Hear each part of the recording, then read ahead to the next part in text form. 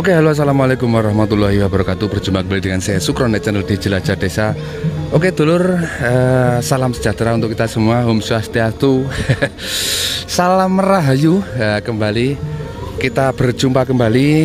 Ini kami upload tentang temu manten adat Jawa yang berada di pedesaan Jombang, Jawa Timur, tepatnya di Desa Wonomerto lur.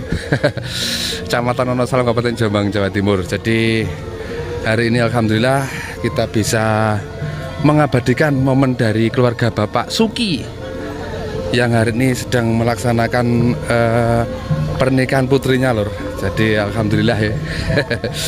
Jadi semoga kabar panjangnya semua di hari ini diberi kesehatan oleh Allah Subhanahu wa Ta'ala, diberi rezeki yang barokah, selalu bersama keluarga tentunya. Oke lur, simak terus di hari ini bersama saya di Jelajah Desa Sukronet Channel. Sukronet Channel.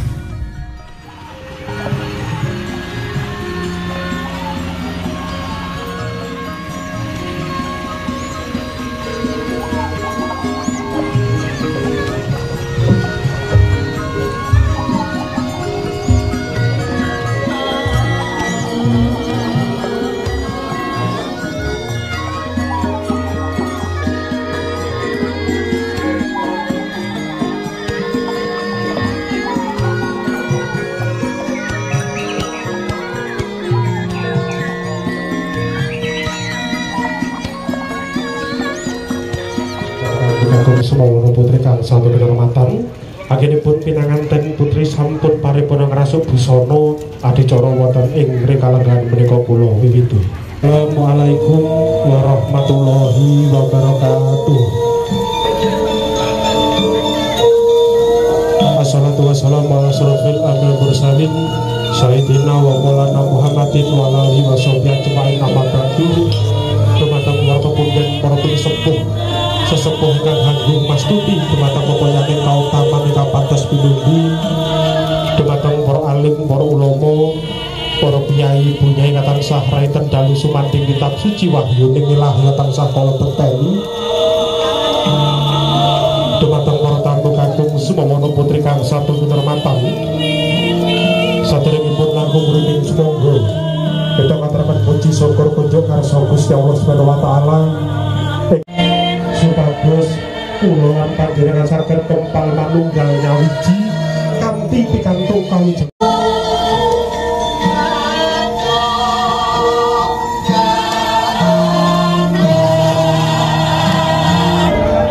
Ingkang kuthaken dosa sapipun wonten yaumul kiamah. Saking dumateng para tamu kakung semono putri kang agenipun adicara dapi pinanganten wonten ing kalenggahan menika dipun sembuyung kaliyan Ismarias Mei saking Ladyan Blimbing Karangan Jombang. Mugi dipun sembuyung kaliyan Sumbo Manggala Tawi Cocok Lampak Imas Cucuk Lampak saking Ladyan Nganjuk. Mugi dipun sembuyung kaliyan Rema Audio Professional Sound System.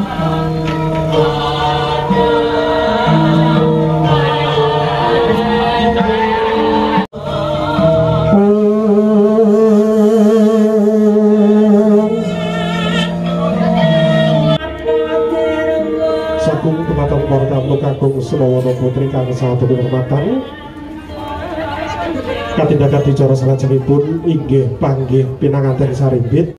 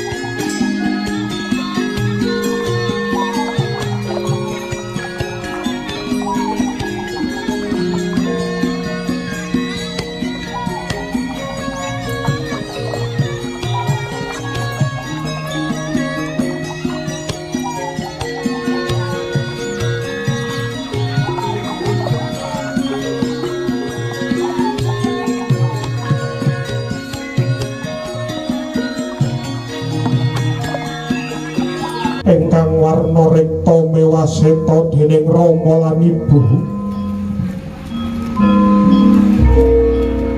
Pangajaping sedya mugi bebrayaning pinanganten Sarimbit tinuntun ing reh kautaman pinayungan budi rahayu marang kamestan kairing kaliyan Suba Manggala Dewara Sri Kandyangen ugi anggenipun pinanganten Sarimbit tinebena saking Rubedronir ing sami kala wonten tetembungan ing Arsa Suntulada ing madya manggon karsa tupuri handayani anggenipun hambopong kang putra kekalih kang Rama kang kebak katresnan ugi kebak pangati-ati kulanan tumuju wonten ing sasana rinengga inggih dampar kencana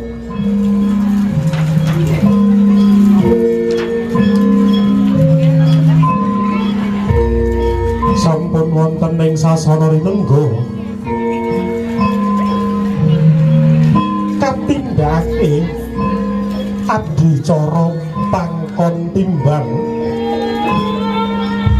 bibit-bibite pinanganten Sarimbit pinanganten putri wonten jajangku kiring pinanganten kakung wonten jajangku kanan mekaten mijenipun pangandikan Rama lan Ibu anggenipun nyuwun pirsa Pak bapakne anakmu sing mbok pangkuloro karo iki abote abot endi Pak Brambang karo jae Bu anakmu sing tak pangkuloro karo iki abote padha ae anggenipun Kang Rama Ibu boten beda-bedakake putra mantu kaliyan putra piyambak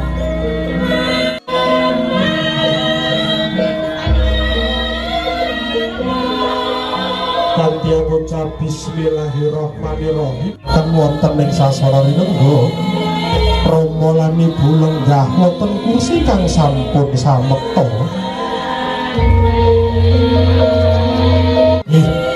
Dewara Sri Kandi Imas Suba Manggala Sanglaladyan Nganjuk tansah mratitisake uga rampe upacara kacar kucur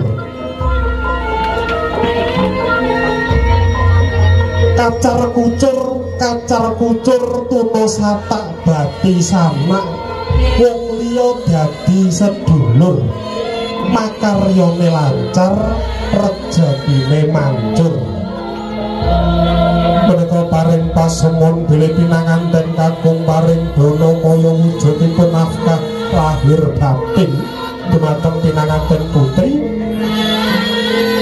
isinipun beras kawak deli kawak sarta arta receh kekasuntak dumateng pinanganten putri saiki wis bisa kumpul bebasan kumpul sadulur kumpul sasumur kaya sakmenika badhe dipun titipaken dumateng Rama lan Ibu ten wijilipun pangandikan Kanjeng Rama Kanjeng Ibu kula titipake dana kaya paringipun garwa kula dumateng panjenengan iya Nduk tak tampa dana kayamu muga-muga reja-rejaning jaman dadi rejeki sagunung anakan matur sembah nuwun Rama Ibu matur sembah nuwun wonten kursi kang sampun samekta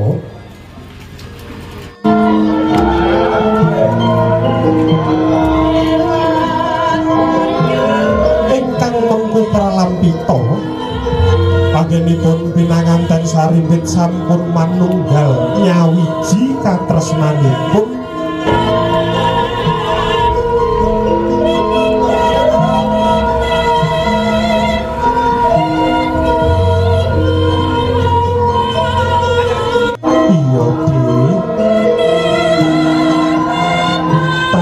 pegang dagu tahan dulu bismillahirrahmanirrahim monggo saniki gantosan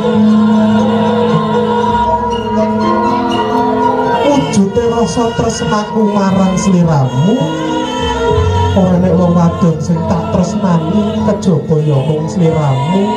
Tahan dulu. Bismillahirrahmanirrahim. Saiki bebarengan paring bulan diulang bareng-bareng.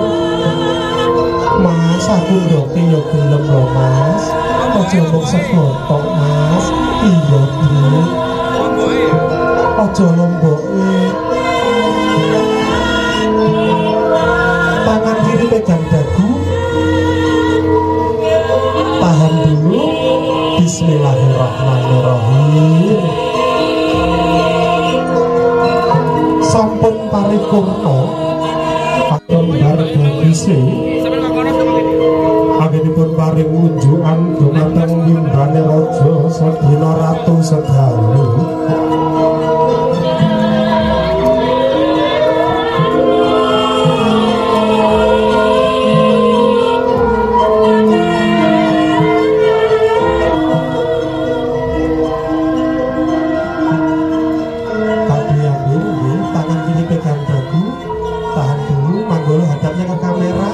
Bismillahirrahmanirrahim.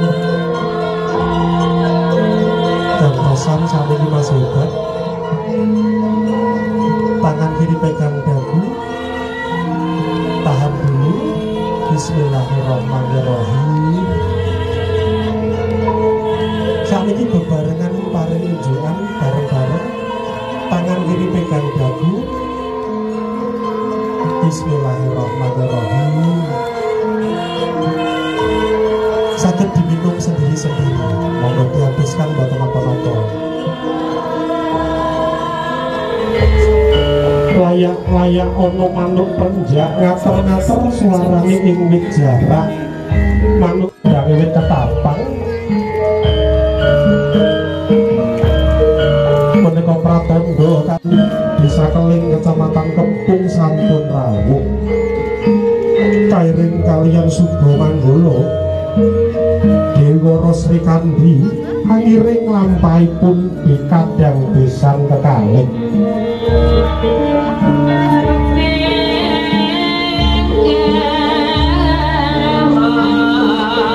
Mekaten wijilipun pangandikan Assalamualaikum warahmatullahi wabarakatuh kadang besan. Waalaikumsalam warahmatullahi wabarakatuh. Sugeng rawuh kadang besan. Inggih sugeng rawuh matur sembah nuwun kadang besan. Sesarengan jabat asta wujudipun paring pakurmat kadang besan sutresna rawuh. Sunari monggo. Inggih monggo-monggo kula dherekaken panjenengan. Berkah pangestu dumateng Rama lan Ibu boten dipun keparingake mbeta duwung utawi keris.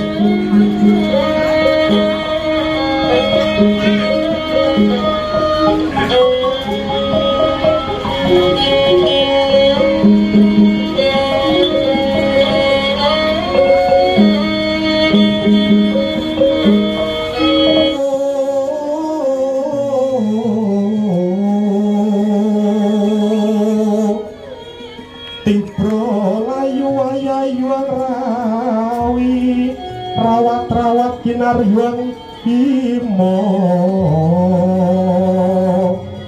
mekaten wijilipun pangandikan Rama lan Ibu.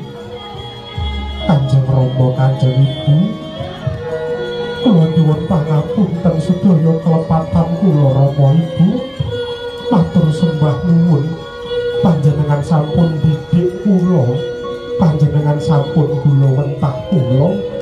Nanging ngantos dinten sakmenika kula tasih dereng saged piwales menapa-menapa dumateng panjenengan Rama Ibu. Duh anakku sing banget tak tresnani. Wong tuwa kuwi ibarate golek sandang pangan. Kuwi kejaba ya mung kanggo sliramu ya nduk anakku. Ora nek wong tuwa sing njaluk piwales anak nduk. Sliramu bangun bebrayan wis dadi bungahe Rama lan Ibumu. Sing ati-ati ya nduk anakku, sing ati-ati. Inggih Kanjeng Ibu. Dumo pangestu panjenengan ingkang kawula suwun. Le anakku sing banget tak tresnani, senadyan to sliramu putra mantu, wis tak rengkuh lahir batin kaya anakku dhewe. Jaganan anakku wadon sing banget tak tresnani, inggih Kanjeng Ibu. Matur sembah nuwun, monggo dipun peluk ramalan ibunipun.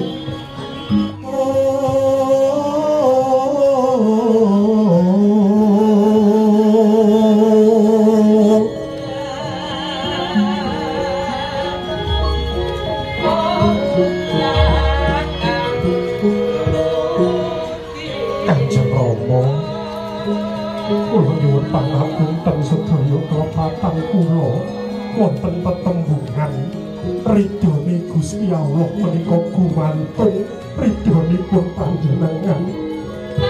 Donga pangestu panjenengan ingkang kawula suwun Kanjeng Rama.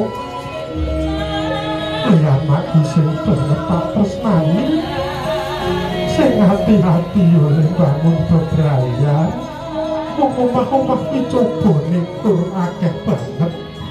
Muga anggonmu bangun bebrayan antuk rahmating Gusti. Inggih Kanjeng Rama ngestakaken dawuh. Donga pangestu panjenengan ingkang kawula suwun. Le ora nyono cilik tak kudang, tak gendong. Dina iki sliramu wis duwe tanggung jawab, wis duwe garwa sing mbok tresnani. Muga anggonmu bangun bebrayan antuk rahmating Gusti ayem tentrem ya Le. Inggih Kanjeng Ibu. Donga pangestu panjenengan dadosaken jimat kula bangun bebrayan. Matur sembah nuwun. Kula kathah kalepatan dumateng panjenengan, wis tak ngapura sakabeh kaluputanmu. Langgenipun sumungkem dumateng Rama lan Ibu.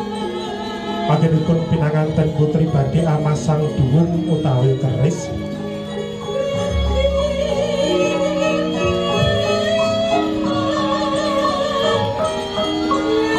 Kalajengaken foto besan mertui. Gegerane wong akrami dudu pondo tuturupa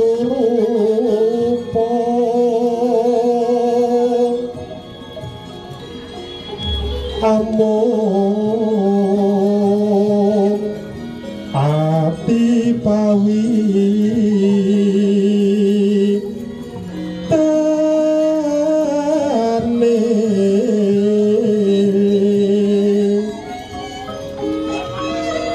luput pisan kena pisan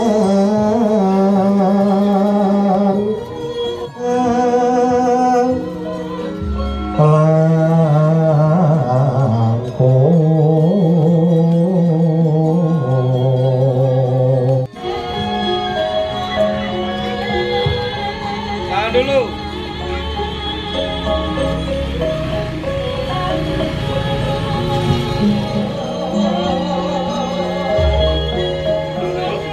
Juk, agenipun nanyang kuyung dapet pinanganten wonten rikalegahan menika. Oke, hitungan 3 kayak bebas. Ada kamera gaya bebas angkat tangannya. Ya, 1, 2, 3. Bicara tari Gambyong Mari Kangen.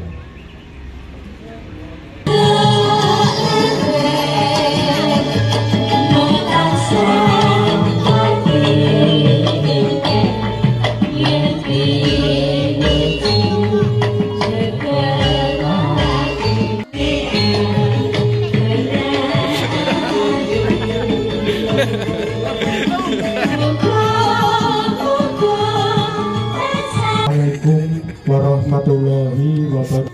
Sayyidina wa maulana Muhammadin wa alihi washabihi ajmain amma ba'du.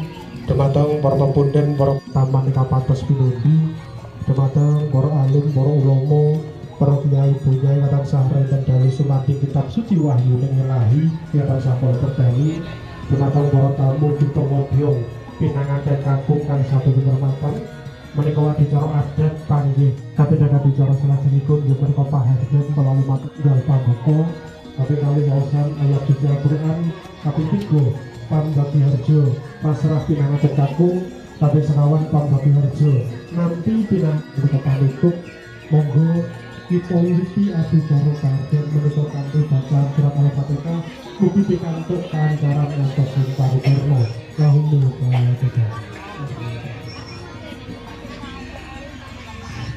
wabarakatuh. A'udzu billahi minasy syaithanir rajim.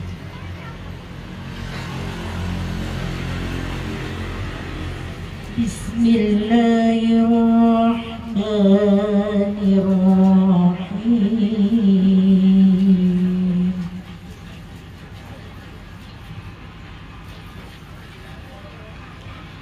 Ya ayyuhan nasu ittaqu rabbakumul ladzi khalaqakum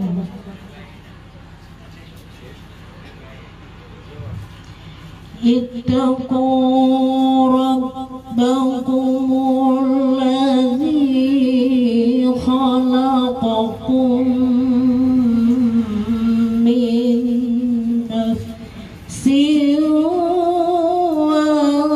wahidatin wa khalaqa minha zawjaha wa khalaqa minha zawjaha wa batha minhuma rijalan katsiran wa nisaa'an tasa'aluna bihi wal arham inna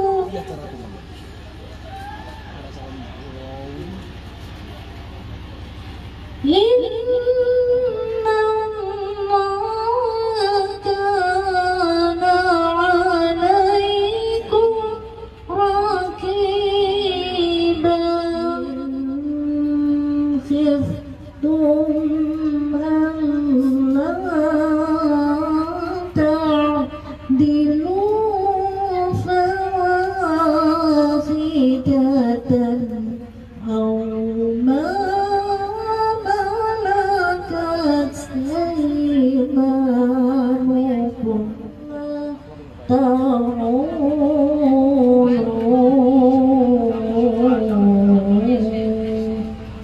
Sadaqallahul Azim. Wassalamualaikum warahmatullahi wabarakatuh.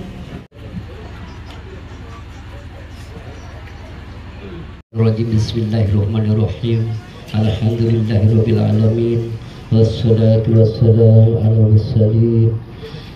Ala sayyidina Muhammadin wa ala alihi wa sahbihi ajmain. Amma ba'du.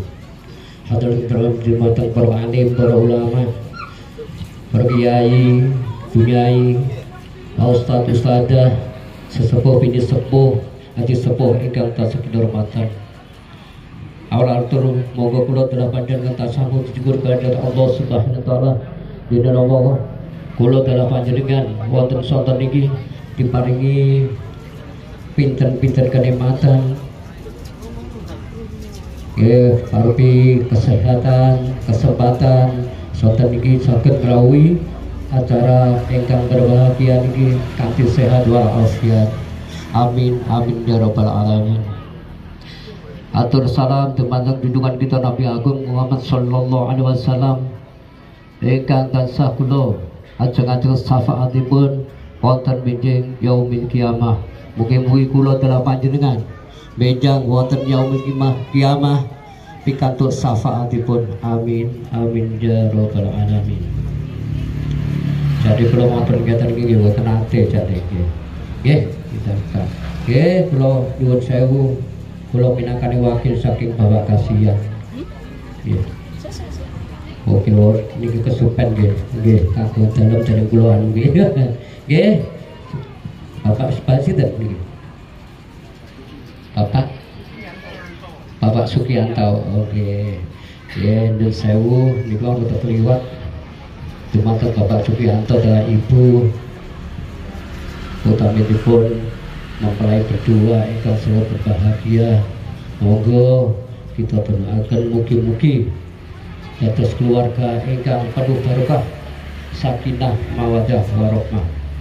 Kula pun padang ebar kula minangkani wakil saking Bapak Kasihan keling nggih kapurih ngaturaken pasrah penganten.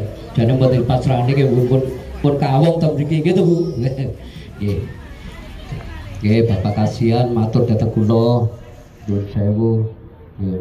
Nyuwun pangapunten ingkang sakata mboten saged nderekaken putranipun wonten soten niki kejawi wonten putur ingkang boten saged dipilaraken. Pramila kula minangkani wakil Bapak Kasihan langsung titip salam. Nggih menika salam taklim. Kula aturaken dumateng Bapak kaliyan Ibu, mugi-mugi salam taklim dados donga. Nggih. Nggih menika salam taklim. Assalamualaikum warahmatullahi wabarakatuh. Waalaikumsalam. Nggih kaping kaliye kula minangkani sesuai saking Bapak Kasihan kapurih ngaturaken masrahaken putranipun. Lah ngeten iki kadhe kula pasrahaken kadhane nggih ngoten iki prejengane nek tiyang keling ngeten iki. Ngapunten nggih, basane rada kasar. Nggih prejengane nggih ngoten niku wis kula mboten nutup-nutupi enten niki wis kula pasrahaken bongkoan mawon. Kali Bapak Sumianto kali Ibu mugi-mugi saged nerima kekiranganipun. Nggih. Nggih kali warga nggih sebagai warga baru nggih kados disewaken nggih mugi-mugi saged menerima. Nggih kula pasrahaken bongkoan kemawon Mas Hebat dumateng Bapak Supianto kelah Ibu utami niki Mbak Fian ya. Enten keling niki Mbak Fian ngoten kula Mbak Fian ngoten mawon. Nggih. Nggih wonten Mas Hebat nggih ngoten niku. Nggih mriki niku mboten boto napa ngene. Donya brono nggih. Nggih nawuh boto keris ngoten. Nggih. Kula pasrahaken bongkoan mugi-mugi Mas Hebat wonten dalem mriki saged diterima kekiranganipun. Kula pasrahaken bongkoan mugi-mugi saged adaptasi dan menyesuaikan termriki gitu wasine warga baru ngoten. Mas Hebat kula pasrahaken dumateng Bapak Sukianto dalah Ibu utamine Dukun Mafian. Makaten kaping 3-nipun kula minangkani wakil saking rombongan penderek pengantin putra kula nyuwun pangapunten niki wau rada banter mangane niki. Kelas jajane Pak. Nggih ngapunten. Nggih kula matur nuwun sanget atas penghormatan ingkang dituwuhaken menika mugi-mugi dados amal ingkang maslahah fid dini wa dunya wal akhirah. Ingkang terakhir kula minangkani wakil saking rombongan mangke bilih adicara sampun paripurna kula sak rombongan nyuwun pamit. Namung kula nyuwun donga dhateng saking keluarga mriki mugi-mugi kula kundur saking nyanten mugi griya dipiyambak kanthi slamet wonten widodo. Nggih mekaten sing saged kula aturaken kula bilih wonten atur kula kirang kejawi dumateng keluarga mriki kula nyuwun pangapunten ingkang sakathah-kathahipun. Kula akhiri wassalamualaikum warahmatullahi wabarakatuh. Matur sembah nuwun katur panjenenganipun Kang Mulya Bapak Sutarman. Kadang-kadang cara salajengipun nggih menika pamrih harjo nampi pinanganten kakung katur panjenenganipun Kang Mulya Bapak Haji Siswaji model soparenan kula semangaaken semoga. Assalamualaikum warahmatullahi wabarakatuh.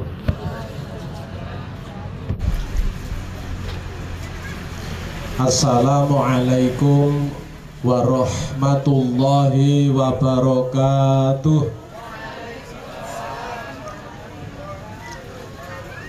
Bismillah wa billah wa minallah wa ilallah wa alallah wa fillah wa la hawla wa la quwwata illa billah. Alhamdulillah ahalan nikah wa harrama sifah. Allahumma salli wa sallim ala sayyidina wa maulana Muhammadin ibni Abdillah wa ala alihi wa sahbihi wa mawala. Amma ba'du. Dumateng para alim, para ulama, para bini sepuh, sedaya kemawon ingkang sami rawuh ingkang tansah kawula hormati, langkung-langkung ingkang kula wakili Sohibul Hajah inggih menika Bapak Sugianto saha Ibu Pak Sugi pun ngantuk nggih. Nggih. Atik rasakno ya.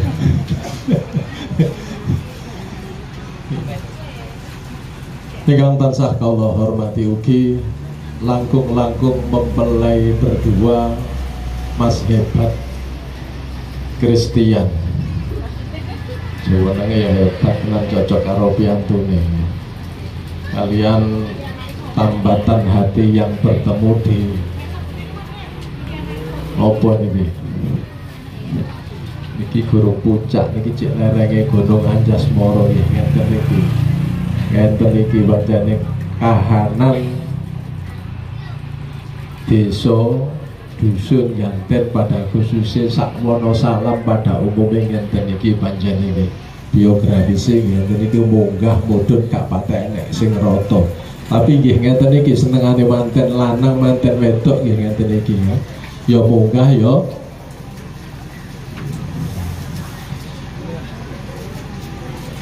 lan ugi dumateng sedaya para pengiring pinanganten kakung khususnya saking keluarga Bapak Kasihan saking dusun utawi desa Keling Kepung ingkang tansah minulya sedaya kemawon ingkang kula hormati para rawuh tamu undangan ingkang berbahagia. Saderenge kula bacutaken matur minangka wakil dados talange basa sesulih saking panjenenganipun Bapak Sugianto, monggo Bapak Ibu pahurmatan ingkang sampun wonten menawi tasik nggih dipun telasaken mawon. Tasik napa mboten? Nggih. Nggih, monggo ditelasaken mawon. Atas nama Bapak Sugi ngapunten sanget mbok bilih anggenipun hormat rawuh panjenengan tamu tebih saking Kepung boten saged paring papan pinaraan ingkang sekeca ugi pahormatan ingkang sae kula minangka wakilipun nyuwun gunge samudra banget sami saderenge. Dene salajengipun alhamdulillah kula ngaturaken puji syukur dhateng ngarsa dalem Allah Subhanahu wa taala atas rahmat nikmatipun ingkang ngersakaken panggihipun jodoh penganten utawa kemanten kalih dadosaken kula panjenengan saged pinanggih silaturahim wonten ing menika panggenan. Mugi-mugi panggihipun manten iku mboten kandhek sak menten. Alhamdulillah puji syukur dhateng ngarsanipun Allah kula panjenengan ditakdir saged pinanggih kanthi wilujeng. Boten-boten alangan punapa nggih ketoke sing rawuh niki wau ya sehat-sehat kabeh, sing lanang ya bagus-bagus, sing estri nggih ayu-ayu, apa maneh lemu-lemu niki sausume wong lemu pranata cara niki tambah lemu niki. Joko napa duda napa pun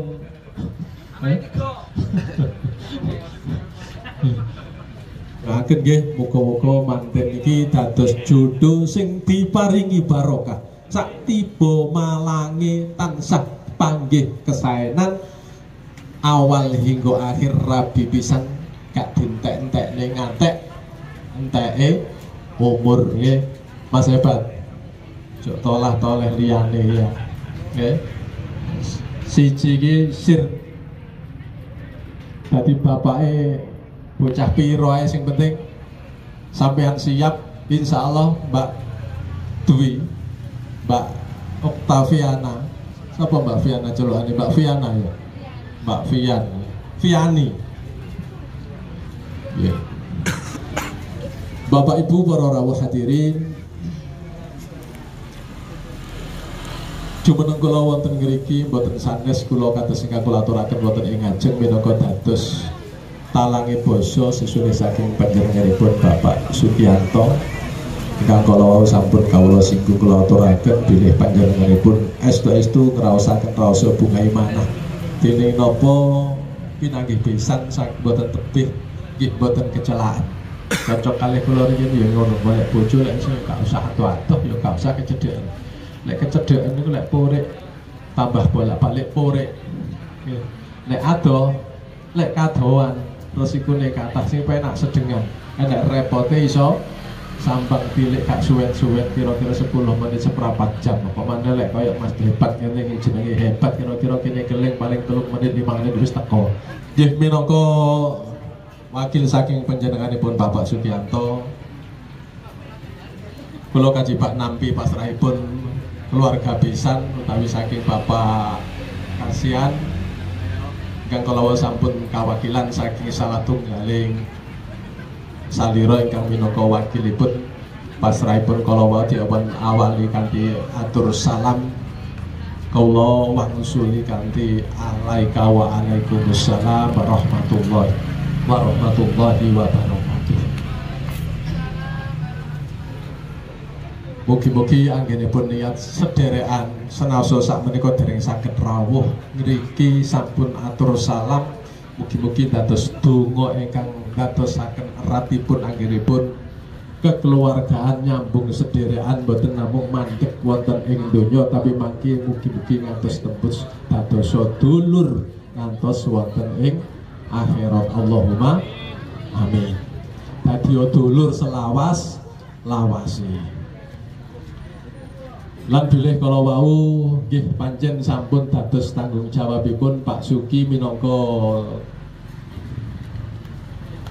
tiyang sebahipun Viani nggih pasrahipun kala wau boten dibetani napa-napa nggih namung diglundungaken kemawon kula tampi kanthi asta kekalih saha bingahipun penggalih mugi-mugi anak Mas hebat Christian bener-bener hebat lho kene ya betah kerasan ya manten anyar niku panjene kabeh nglakoni masing sepuh-sepuh niku makanya saiki mumpung cek dina iki sing dipilih dina Jumat Pon ya Jumat Pon iki wis meh akhire wulan sasi besar utawa sasi Dzulhijjah minangka dadi sarana lantaran muga-muga sampeyan estu-estu dadi nikah sing barokah diawali nang dina Jumat Allahumma amin. Tondone biasanya ngeten iki terus anake semriti mawon nggih. Setahun 2 tahun wis tambah adik, setahun 2 tahun tambah adik. Ora apa-apa sing penting mampu, ya. Wong wedi anak kadang-kadang rumangsa cilik ati. Nek iso sing gedhe atine aku anakku 4.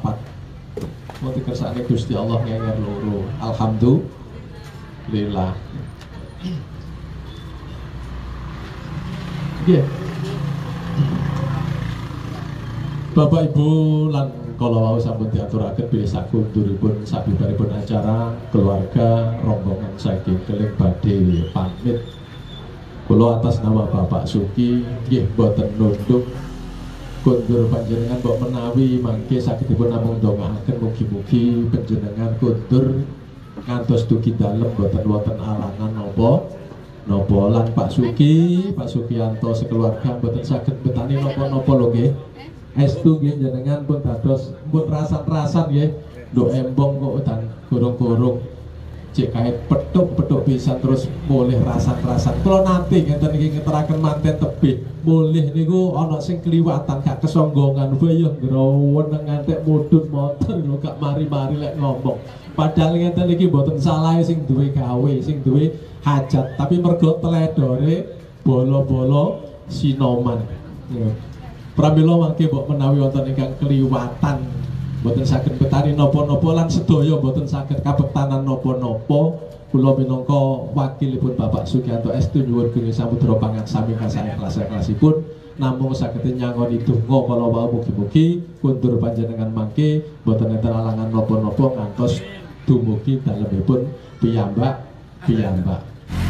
Bapak Ibu menawi kula dawa-dawakaken raose kula kirang duga mergi suasana ya menten tamu nggih mulai kathah niki mantene nggih mulai rada gerah, rada sumuk nggih. Niki wayahe gantos busana pramila menika mawon ingkang kula aturaken dening menawa pengin ditambahi omong rada dawa Mbak Fiani iso nang omah kapan-kapan lek longgar nggih. Mugi-mugi mawon acara niki dari awal hingga akhir dados sedekah jariyahipun Pak Suki sedekahipun Bapak Suki sekeluarga. Lan mugi-mugi manten iki estu-estu pikantuk ridhonipun Allah Subhanahu wa taala manten sekarone niki diparingono sehat awake panjang umure jembar rezekine didohno saka balak bilaine dadi wong sing bejo ya mulya ya slamet donya nganti akhirat sak anak turune sekabehane tambah Fatihah sepindah malih minangka donga lahumul Fatihah. Alhamdulillah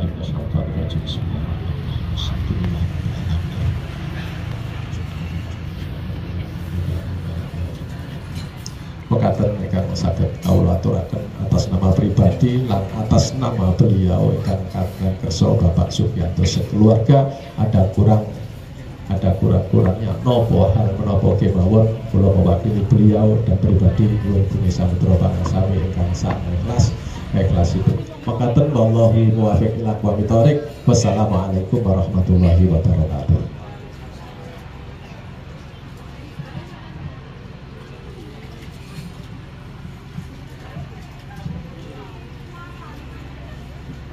Matur sembah nuwun katur panjenenganipun Kang Mulya Bapak Haji Siswaji.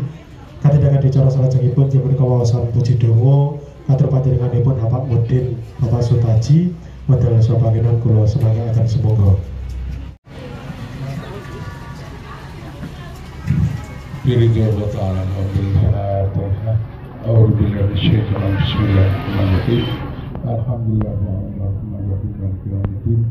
Iyyaka na'budu wa iyyaka nasta'in Siratal ladzina an'amta 'alaihim ghairil maghdubi 'alaihim waladdallin.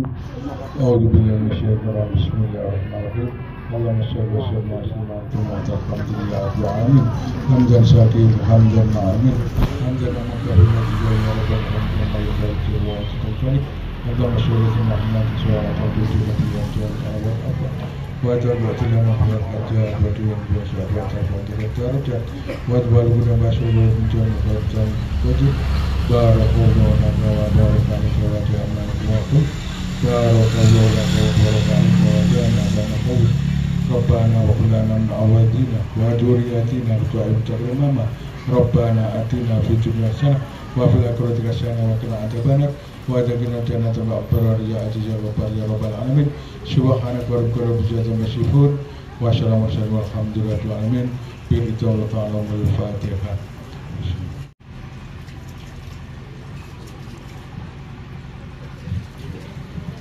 Matur sembah nuwun katur panjenenganipun Kang Mulya Bapak Mudin Bapak Sutaji. Kadhedaken dicara salajengipun nggih menika kembul pujana Teramah Tamah Bapak Ibu atas sakala hormati anggenipun dedhaharan saged tumuju wonten sasana boga monggo Dimas Manggala biyunin saged mandhap turun monggo.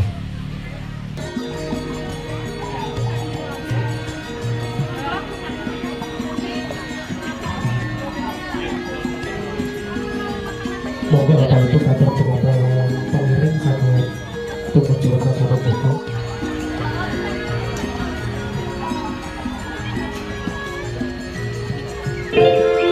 Tenang di Allah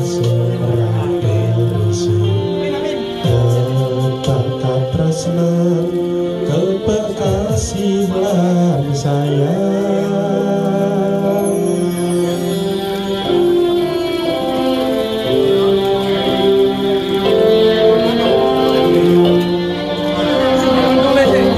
Ngobrol ra ono antene ning tengah wengi.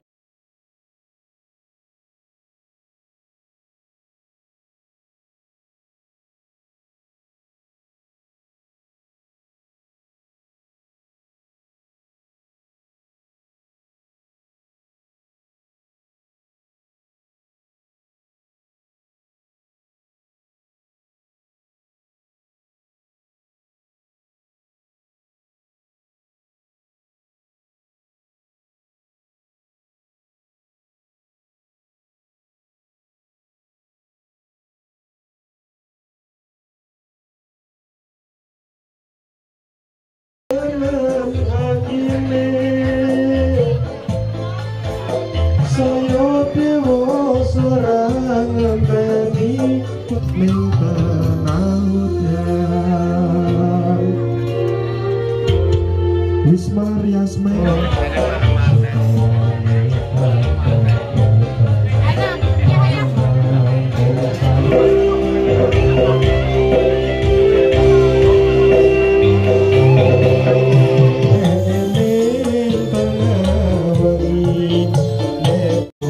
sampeyan kaya lagi kasmaran tenang.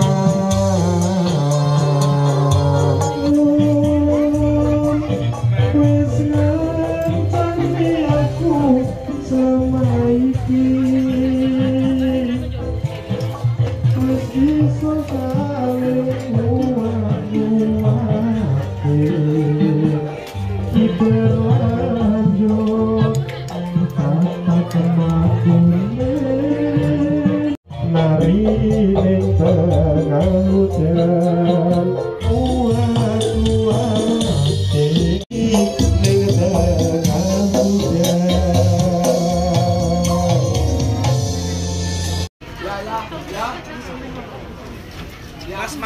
Mas mangu mas.